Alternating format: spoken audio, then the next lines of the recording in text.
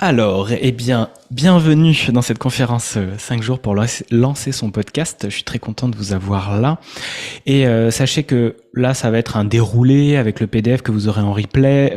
Moi, je vais partager mon savoir. C'est plutôt du descendant, là. On n'aura pas d'échange. Par contre, il y a une session de questions-réponses à la fin. Donc, si vous avez des choses à me partager, vous les notez. Ou alors, vous mettez ça dans le discuter. Mais en gros, je répondrai à tout ça à la fin. Donc, notez-les si vous voulez sortir de votre tête. Comme ça, vous êtes concentré sur l'écoute active de ce moment. Et vous pouvez en profiter au mieux. Évidemment, en 1 heure et demie, je vais pas pouvoir plonger vraiment profondément. Là, on va aller en surface, mais une surface globale. Vous allez pouvoir vous rendre compte que toutes les étapes sont assez faciles à assimiler et après on va plonger profondément quand on se met à pratiquer le podcast. Mais dans l'idée, c'est vous dire que en 5 jours, il est possible, si vous mettez un jour, et c'est ce qui va se dérouler là dans le PDF, en priorité un sujet, vous allez pouvoir développer votre podcast très facilement et vous lancer. Parce que le but, c'est de surtout pas faire rentrer les croyances limitantes, les peurs. C'est comme dans mon micro. Si je m'éloigne, plus je m'éloigne, il y a moins de son qui rentre et il y a le son de la pièce qui vient.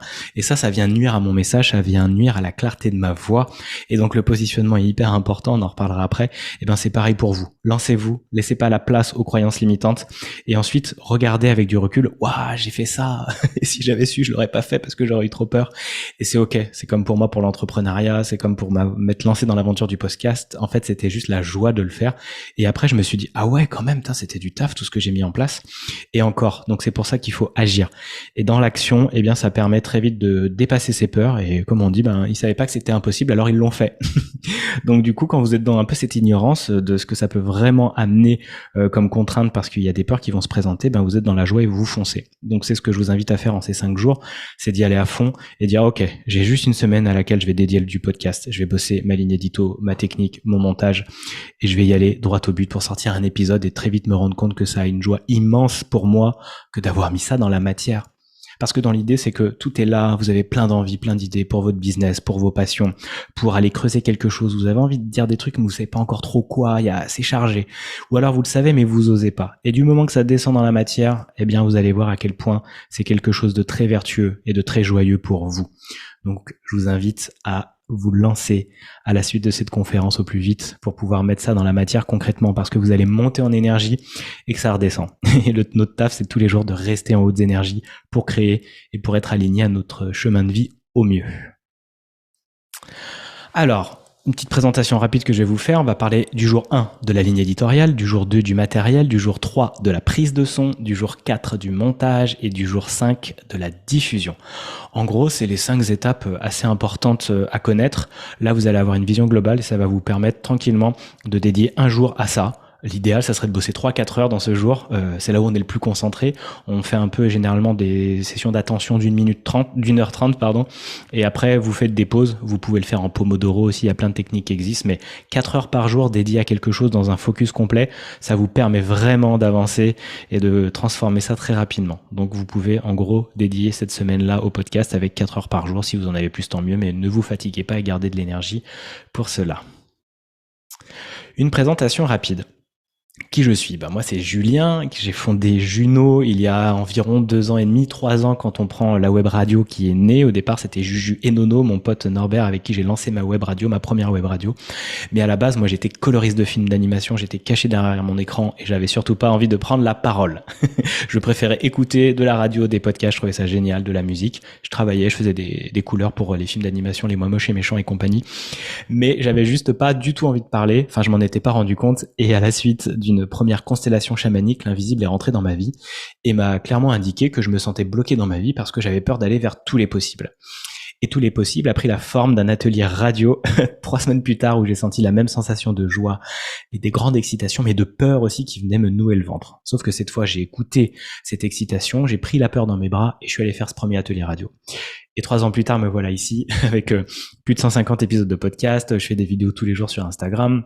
J'ai une vraie liberté d'expression, je peux m'exprimer en public ou en virtuel sans avoir vraiment la peur de le faire. Je peux parler de sujets aussi libres que la sexualité, que la prise de parole ou autre, et je me sens de plus en plus aligné et ancré de le faire parce que ça me met en joie et j'ai envie de transmettre des choses, j'ai envie d'impacter le monde et la liberté d'expression est fondamentale pour ça.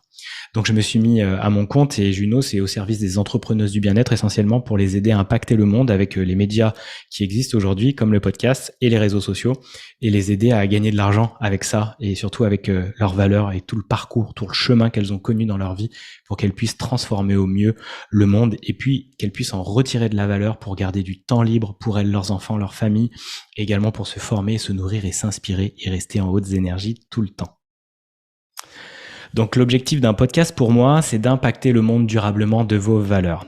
Durablement parce que un podcast, c'est du evergreen, comme on dit, c'est toujours là. Moi, j'ai un podcast que j'ai arrêté il y a plus d'1 an, j'ai encore des écoutes toutes les semaines. Et même, c'est là où j'ai le plus d'écoutes, alors que quand je le faisais, j'en avais pas beaucoup. Et là, ça a dépassé les 3000 écoutes et tout. Je suis assez impressionné par le fait que c'est toujours présent. Je sais pas comment les gens tombent sur mon podcast, mais ils y tombent.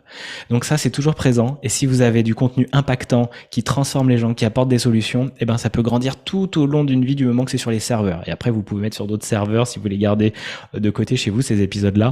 Mais pour moi, c'est un journal intime parfait. C'est une manière d'observer sa vie et de voir la valeur qu'on en retire pour la transmettre aux autres. Et si on a une offre associée à ça, comme dans un business, eh ben ça vous permet, vous, de parler déjà, d'apporter beaucoup de choses aux personnes qui vont vous écouter et de faire entendre votre voix sur un format long. Quand on est sur Insta, ça va être 1 minute, 2 minutes, on passe jamais plus de 5 minutes, ou des fois il y a un live, mais en vrai, c'est un format très court qui a peu d'attention, on vous dédie peu d'énergie, peu d'attention à ce moment-là, mais le but c'est de les amener sur votre podcast ou de les amener sur une conférence ou sur quelque chose de plus long jusqu'à un accompagnement. Ce qu'on veut, c'est passer de plus en plus de temps avec vous. C'est comme une relation amoureuse. Vous avez envie au début, vous dansez autour de la personne, vous commencez à vous connaître et vous avez envie de passer de plus en plus de temps parce que cette personne apporte de la valeur à votre vie, vous divertit, vous apporte des solutions, vous donne de la clarté, vous fait gagner de l'argent ou vous apprend à mieux vous exprimer ou à mieux comprendre vos problèmes relationnels, à mieux comprendre tout ce qui se passe dans votre vie. Et donc, ça a beaucoup de valeur et vous avez envie de préserver cette relation et donc vous écoutez ses podcasts et donc vous pouvez lire sa newsletter et vous avez envie d'aller faire une immersion avec elle de 2 jours ou prendre un accompagnement d'1 mois, 3 mois en fonction de ce que la personne vous propose. Et donc, le podcast, c'est le format long. C'est ça qui est vachement chouette et ça vous permet, vous, d'écrire de la meilleure des manières ce que vous avez envie de transmettre parce que vous avez besoin de le structurer pour qu'il soit impactant. Sinon, parler pour parler, évidemment, vous allez manquer la cible et le message que vous allez transmettre aux personnes. Dans l'idée, moi, c'est un peu le mouvement que je fais faire à mes clientes. Au départ, je me cache. C'est ce que j'ai vécu moi. Ensuite, je crée du contenu de temps en temps, mais j'ai pas la régularité et puis j'ai plein de peurs qui viennent derrière. Ensuite, je me mets à créer du contenu tous les jours parce que je commence à être dans une pratique régulière, vertueuse. C'est beaucoup plus facile pour moi de le faire et je me rends compte que je peux parler de plus en plus de plein de sujets et donc j'ai acquis une liberté d'expression. Je tremble quasiment plus quand je vais faire un pitch. Je peux faire des ateliers podcast, je peux faire des conférences. Je me sens en abondance de transformer tout ce qu'il y a là, de le partager au monde et de me sentir moi-même de plus en plus. Ensuite, moi, je suis à l'étape en ce moment j'ai du contenu qui impacte et qui me ramène des clients et des clientes, essentiellement des clientes, peut-être que les hommes vont arriver par la suite. Mais dans l'idée, c'est de faire, moi, l'étape de mon mouvement, c'est d'avoir des clients tout le temps et de gagner beaucoup d'argent avec ça, c'est-à-dire de l'argent en suffisance pour avoir une liberté financière.